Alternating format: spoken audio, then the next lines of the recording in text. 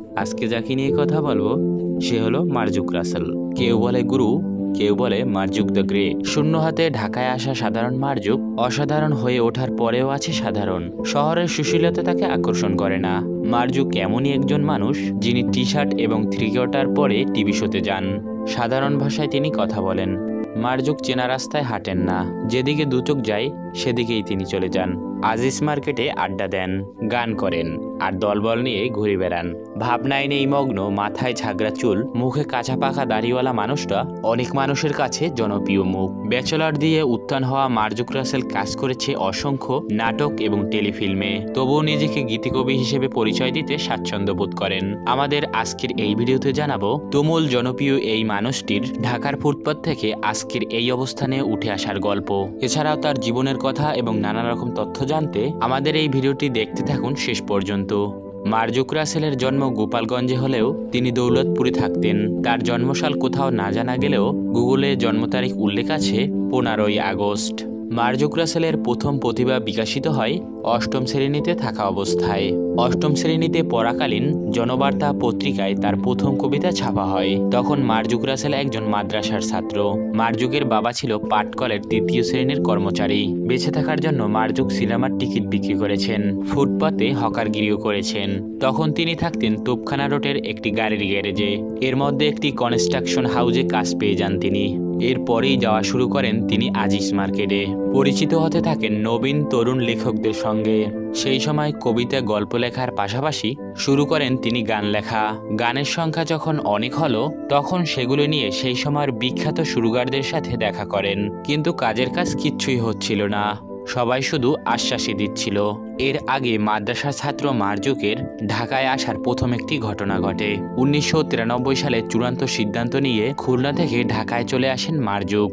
কবি শামসুর রহমানের বাড়িতে যান। ডোরবেল বাজাতে কবি নিজেই দরজা খোলেন। মার্জুক তাকে বলেন, আমি অনাহারী। এই শব্দ দুটি কবির বইয়ের একটি শিরোনাম। টুঙ্গিপাড়ায় কেবল 2-1 বার দেখা হওয়া তরুণটিকে কবি হয়তো ভালো করে চিনতেও পারেননি, কিন্তু তার মুখে নিজের বইয়ের নাম শুনে এবং তরুণের সত্যিকারী অনাহারী চেহারা দেখে কবি শামসুর রহমান মার্জুককে ভিতরে নিয়ে যান। মার্জুকের জন্য তিনি খাবার টেবিলে সাজান অনেক রকমের খাবার। সে যাই হোক, এর মাঝে নানান লোকের নানান আশ্বাসের পরেও যখন মার্জুকের কপালে কিছুই জুটছিল না, ঠিক সেই সময় তার সাক্ষাৎ হয় ফারুক মামুনের সাথে। তিনি মার্জুককে সংবাদ মাধ্যমে চাকরির সুযোগ করে দেন। মার্জুক পত্রপত্রিকায় সেই সময় লেখা শুরু করেন। এরই মধ্যে সঞ্জীব চৌধুরীর সাথে দেখা করার সুযোগ মেলে তার। তিনি মার্জুকের লেখা পড়ে নগরবাউল জেমসের সাথে তাকে দেখা করার জন্য বলেন। তখন জেমসের লেস পিতা লেস গানের অ্যালবামের কাজ চলছিল। তিনি মার্জুকের লেখা পড়ে তার সাথে সার্বক্ষণিক যোগাযোগ রাখেন।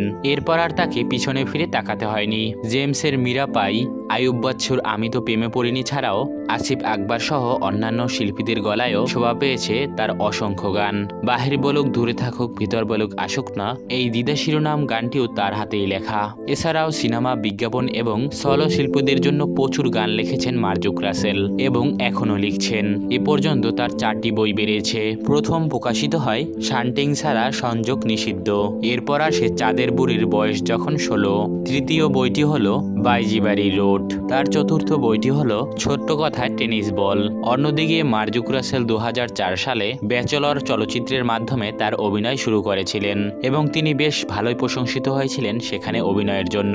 সেই থেকে তিনি বহু টেলিভিশন নাটকে অভিনয় করেছেন এবং অসংখ্য টেলিফোন বিজ্ঞাপনেও কাজ করেছেন। তিনি টেলিভিশনে আত্মপ্রকাশ করেছিলেন টিভি নাটকের মাধ্যমে। প্রথম মোস্তফা ফারুকী পরিচালিত আয়না মহলে অভিনয় করেন। বর্তমানে তিনি ব্যাচেলার পয়েন্ট ধারাবাহিক নাটকে অভিনয়ের মাধ্যমেও বেশ আলোচনায় আছেন। মার্জুক একাধিক সঙ্গীত ভিডিওতে কাজ করেছেন, যেমন ঘুরি তুমি কার আকাশে ওরো, স্মৃতিকথা। 1994 সালে বাংলা মোটরে এসে শূন্য হাতে বসে থাকা একটা ছেলে, আজ আমাদের মার্জুক রাসেল। আজ এতগুলো বছর কেটে গেলেও মার্জুক রাসেল আজও সেই প্রথম দিনের মতনই পাগলাটে। খ্যাতির সাগরে দুর্বার ঢেউ তিনি যে বদলে যাননি সেটা তার জীবনযাপন আর সোশ্যাল মিডিয়ায় তার লেখালেখি দেখলেই পরিষ্কার হয়ে যায়। আর হবেই বা না কেন, তিনি তো অনেক কিছুই ছাড়িয়ে আসা লোক। বেঁচে থাকুক মার্জুক রাসেল, বেঁচে থাকুক মার্জুক দ্য গ্রেট এবং আমাদের পছন্দের অল্টারনেটিভ।